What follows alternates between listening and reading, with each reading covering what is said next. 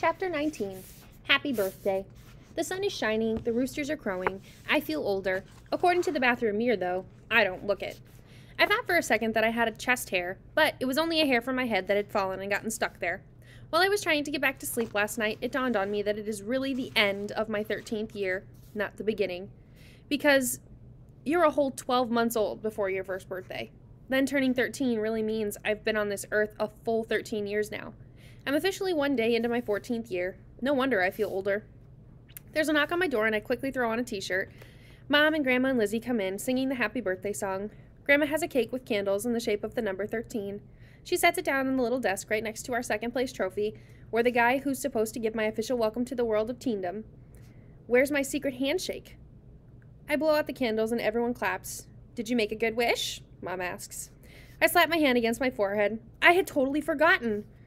We'll just have to relight them, Grandma says, whipping out the lighter from her apron pocket. Do we have to sing happy birthday again? Lizzie whines. Please no, I say. This time I close my eyes and concentrate. First I wish that my family and friends are healthy and safe for another year. But what I really wish for isn't a wish exactly. It's more like hope. I hope wherever Dad is, he's watching, and that he understands I tried my best to follow the instructions to open his box on this day. I hope he knows how much it means to me that he gave it to me in the first place. Maybe that's it. Maybe it's the gift itself I'm supposed to learn from, not actually what's inside.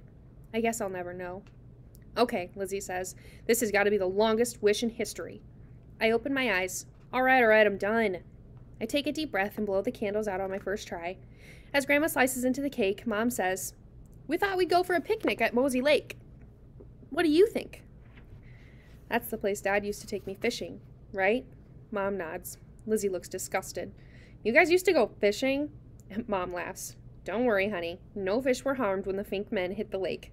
They used gummy worms instead of real bait. I grin as Grandma hands me a paper plate with a piece of cake on it, and Dad would sprinkle Swedish fish on the water and then pretend to catch them.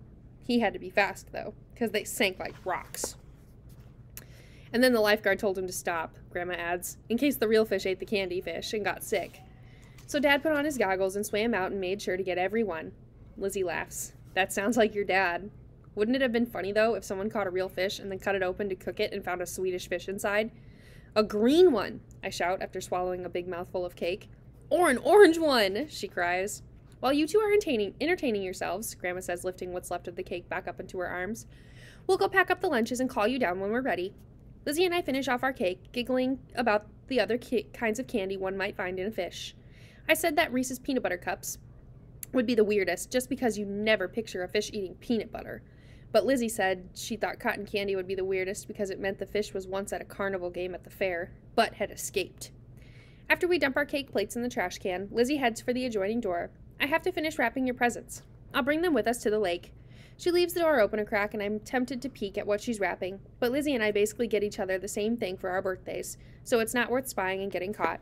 Each year she gets me an assortment of candies and comics, and I get her a DVD and a book. I try to find a book that she'd like if she gave it a chance, then usually wind up back on my own bookshelf. I already know what I'm going to get her this year, a really nice copy of Winnie the Pooh. I think she'll like that after the whole Mabel Bingsley thing. When we pull up to the lake, I'm surprised to see it's not very crowded. Maybe 10 people altogether.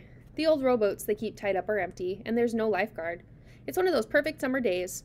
I'd had thought the lake would have been swarming with people when we get out of Grandma's station wagon, but I realize why we are practically have the whole place to ourselves. I'd forgotten why we had stopped coming here. What is that? Lizzie says, holding her nose. Mom and I pinch our noses too, but Grandma inhales deeply. Don't you just love it? It reminds me of fishing with my own grandparents. We used real worms, by the way. Lizzie stares at Grandma.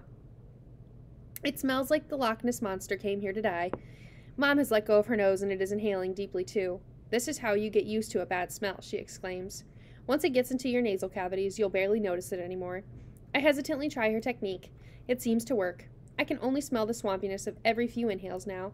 Can't we eat it in the car? Lizzie begs. Mom shakes her head. Now come on, it's a beautiful day. It'll be better closer to the water. Won't it be worse closer to the water? Lizzie asks, grudgingly trailing behind us. I'd have to agree with her, but Mom turns out to be right. We spread out a blanket.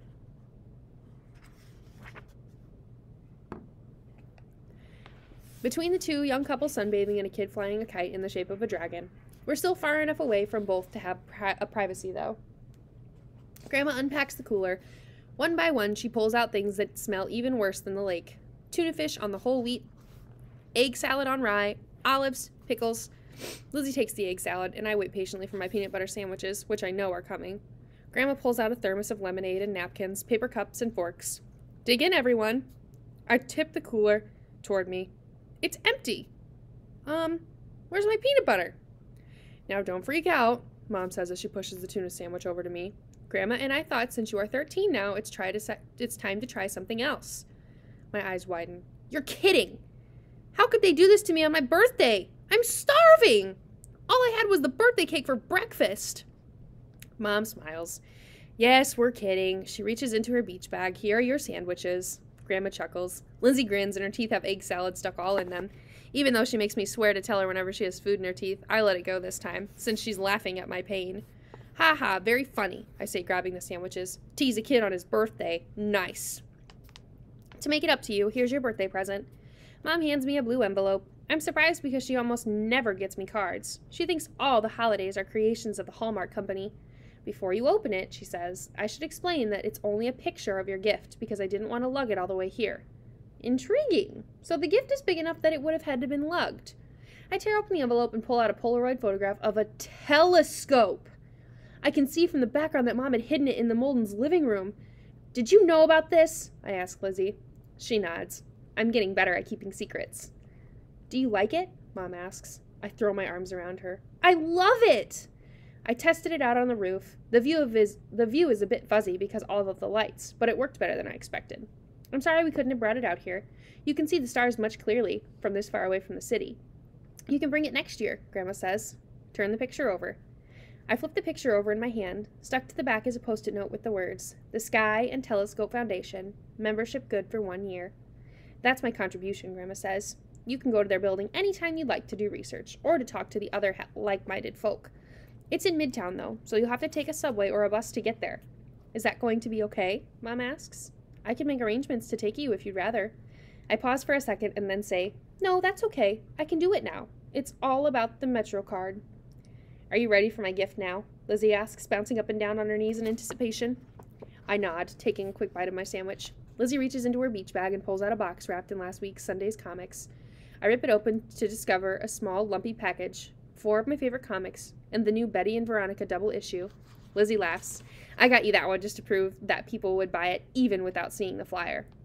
That's not exactly proving my point. You did see the flyer. Ah, tiny detail. Open the rest. I open the smaller package to find the usual assortment. Twizzlers, Skittles, Fun Dip, bottle caps, runts, and 2 peppermint patties. Are you going to eat that all yourself? Grandma asks. That will be one big dental bill. I'll space it out, I promise her, over the course of a whole day. Mom shakes her head. I'm trying. I turn to Lizzie. Thanks for everything. It's great there's something really comforting about knowing exactly what to expect.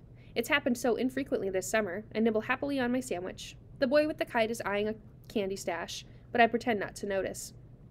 There's one more small thing, she says, reaching into her bag. She pulls out a small red box. It isn't wrapped, so I easily recognize it. It's the box from the wallet I helped her pick out last Christmas for her dad. Is he regifting it to me? I really wouldn't mind.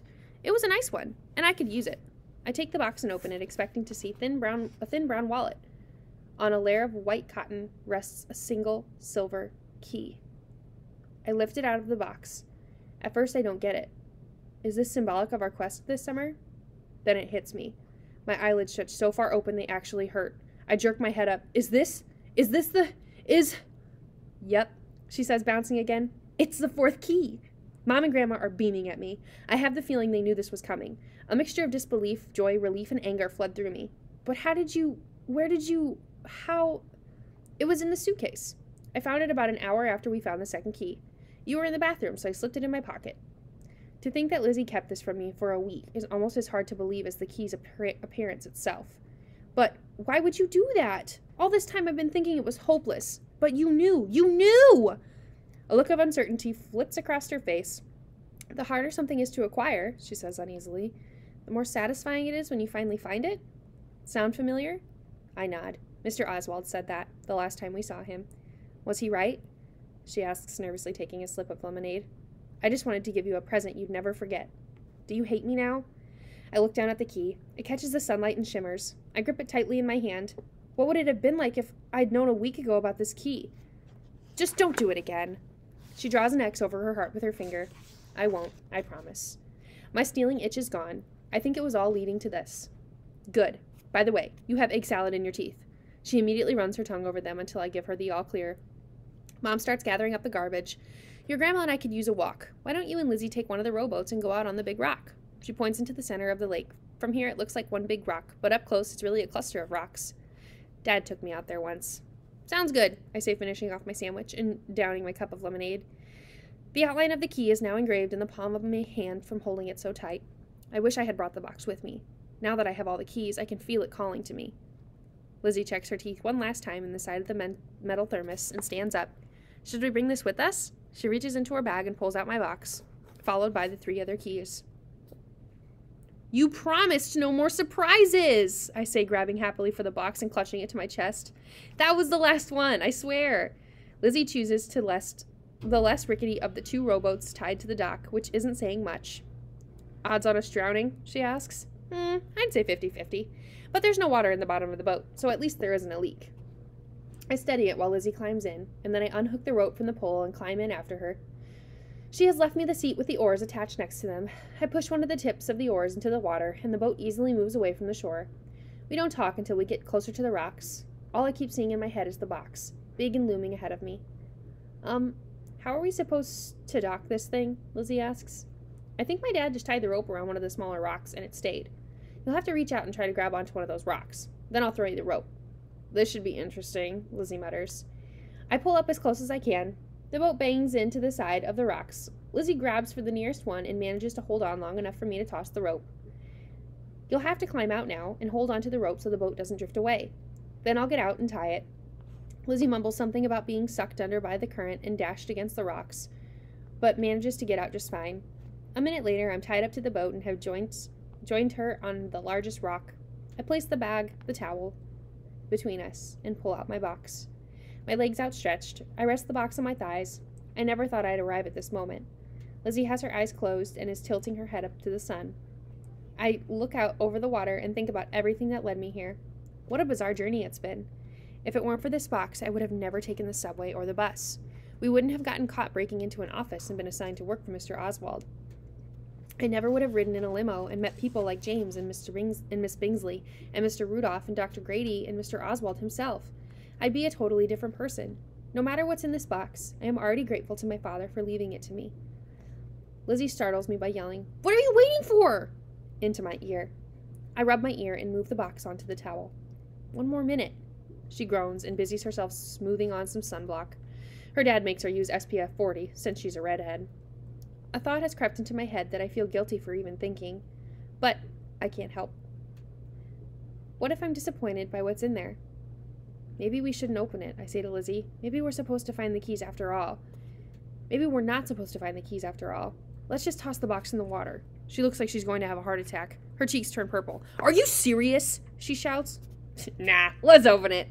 She pushes me with all her might, but I had braced myself and managed to stay upright on the rock. I hand her 2 keys for the locks on her side of the box, and she slides them in. Then I put my 2 in. Neither of us makes a move to turn them. I can tell Lizzie is waiting for my command. Okay. Turn! We hear 4 simultaneous clicks, and something slides inside. I take a deep breath and lift open the top. It's amazing how easily it swings right up after pushing and pulling and jamming of blunt instruments. On the top is an envelope with my name on it. The rest of the stuff in the box is covered with wrapping paper. "Hey, I recognize that wrapping paper," Lizzie says. "That's from your 8th birthday party. I remember it because I stole some after you opened your gifts, and it's in my stolen stuff collection." Seeing the wrapping paper reminds me again of how long ago Dad put this together. He didn't get to see my 9th birthday. I don't even remember having one. I turn the envelope over. It's open, so all I have to do is slide out the letter. Trying and failing to keep my hands from trembling, I open it. Dad's handwriting is not the neatest. He always used to joke that he should have been a doctor, because doctors are known to have the worst handwriting. I can tell he worked hard to make it legible. I do my best to read it out loud, but every few lines my throat closes and I have to pause for a few seconds. Dear Jeremy, as I write this, you have just had your 8th birthday party. We take you to the Bronx Zoo, and there was a bear cub who had just lost its mother at only 2 days old. Do you remember? The zookeepers put the bear cub in with the tiger who had just delivered a litter of her own a few days earlier. The tiger welcomed the cub as one of her own. You stood there for the longest time, tears silently running down your cheeks, watching this tiger nurse her new infant. I asked you what was the matter. You said, I didn't know anything could be so beautiful. Your mother and I looked at each other and we were in awe by you. I don't know if you remember this event. 5 years is a long time in a child's, teenager's life. But it made me feel confident that you'd be ready to receive this box one day. I hope you won't be disappointed. I want to tell you some things I've learned in the 25 years since that fortune teller in Atlantic City gave me such a dire prediction. Of course, I hope I am there beside you on your 13th birthday to tell you this all myself. If I'm not, I hope you can feel that I am always with you. Sorry at how corny that sounds. You'll understand when you have kids one day. When we got back to Brooklyn from Atlantic City, the day of my 13th birthday, your grandma made a special dinner for Arthur and me. Arthur had just lost a ball game, and neither of us was feeling very much like celebrating. I asked my father, your grandfather, if someone could really predict another person's future. He said the future changes every day. He said we, not someone else, have the power to create our own lives. Then he told me an old folk tale that I asked him to write down afterward. Now I'm going to pass it on to you. An old man is teaching his grandson about life. A fight is going on inside me, he said to the boy. It is a terrible fight, and it is between two wolves. One wolf is evil. He is angry, envy, sorrow, regret, greed, arrogance, self-pity, guilt, resentment, inferiority, lies, false pride, superiority, and ego. The other wolf is good.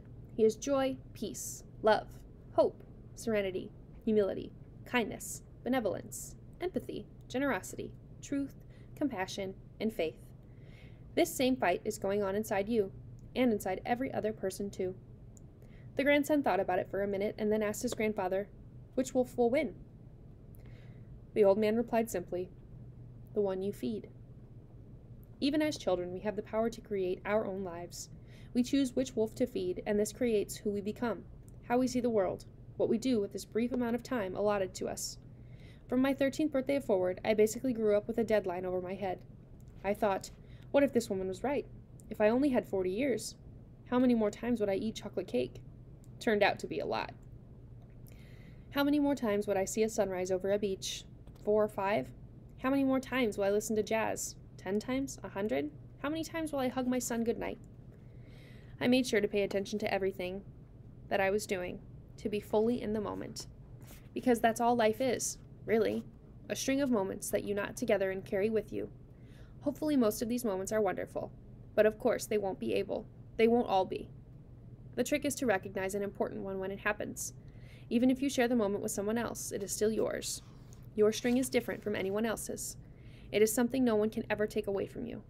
It will protect you and guide you, because it is you.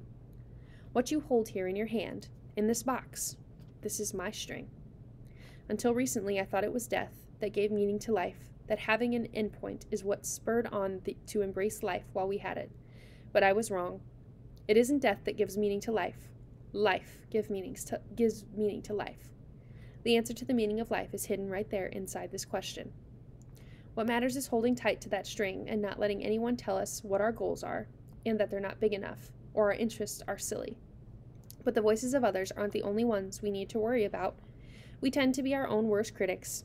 Ralph Waldo Emerson wrote, "Most of the shadows in this life are caused by standing in our own sunshine."